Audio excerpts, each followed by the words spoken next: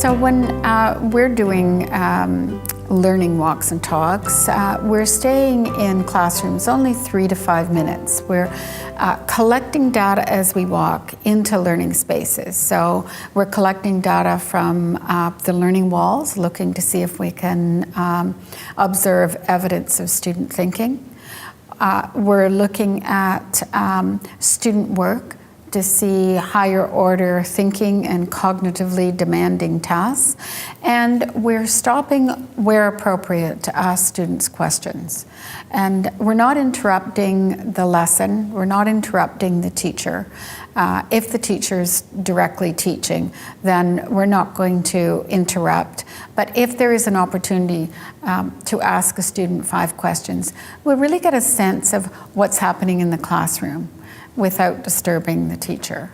So we try to walk in classrooms in a quiet, not obtrusive manner. At the same time, we try absolutely to be non-judgmental.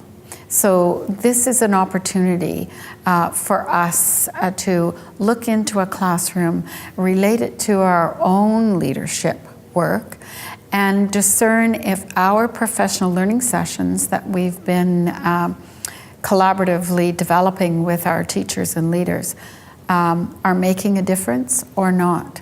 So for us, if we don't see evidence of application of our learning, professional learning sessions, then that's really information or data collection for us that we need to change up our professional learning sessions because they're not being taken up, they're not being applied to classroom practice.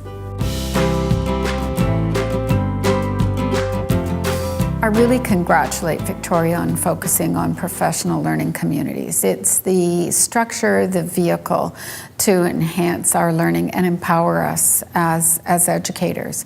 And for me, part of that professional learning community is collecting data. So your inquiry approach is fundamental. So learning walks and talks do that data collection for us. We're walking alongside others.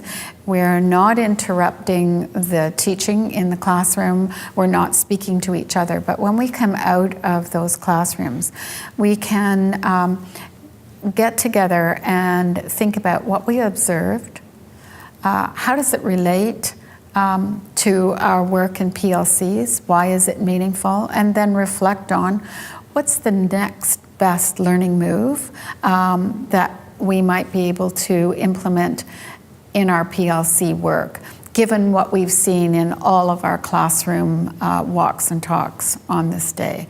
So very informative and has a really important role in the professional learning community, both before the community meeting session begins, during the session, and after the session. So it's really a high impact assessment tool to really answer the question, how are we going?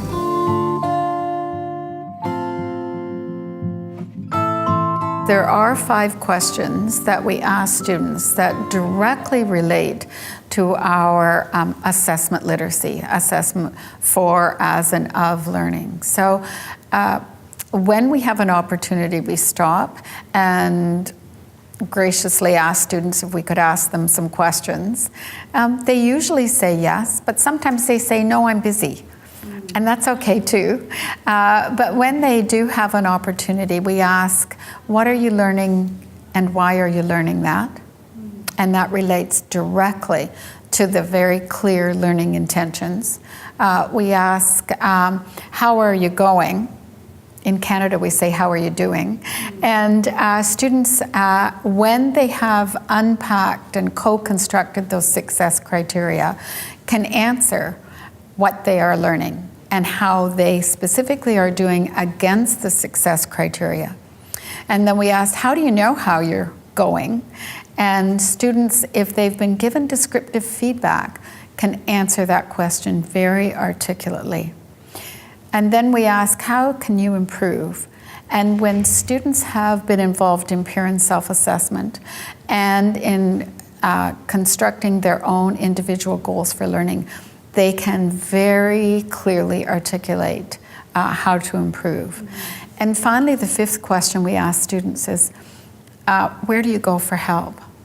And when students can answer, my buddy, my learning buddy, my friend who's good in maths, or whatever it is, beyond the teacher, then we know that the teacher and the students together are co-constructing a learning environment that really appreciates students' self-assessment and their own capability for articulating their learning goals. So those 5 questions are an opportunity also to collect data in classrooms. Are students really clear about what they're learning?